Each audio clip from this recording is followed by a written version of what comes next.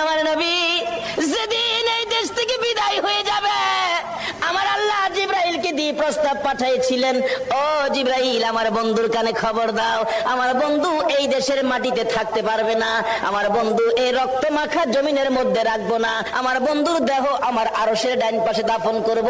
জিব্রাইল খবর নিয়ে ডাকতেছেন, হুজুর আল্লাহর সালাম গ্রহণ করুন। আমি জিব্রাইলের সালাম গ্রহণ করুন।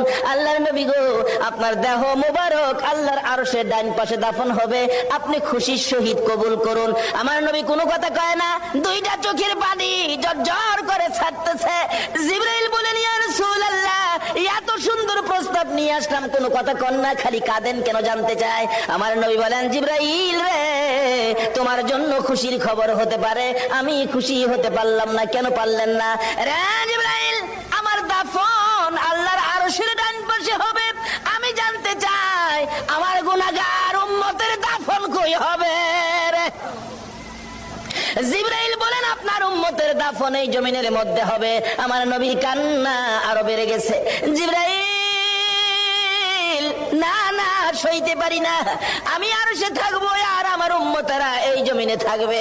আমার মন মানে না, প্রস্তাব আমি রাখবো না। আমার পক্ষ থেকে একটা প্রস্তাব আমার প্রভুর দরবারে তুলে ধরো।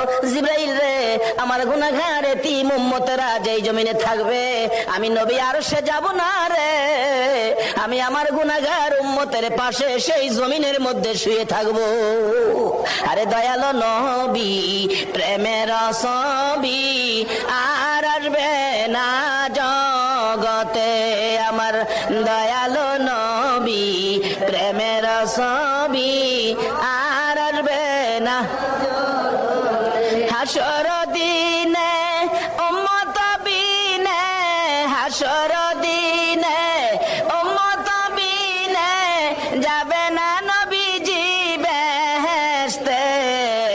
দয়ালো নবী, প্রেমের ছবি আর আসবে না জগতে, আমার দয়ালো নবী, প্রেমের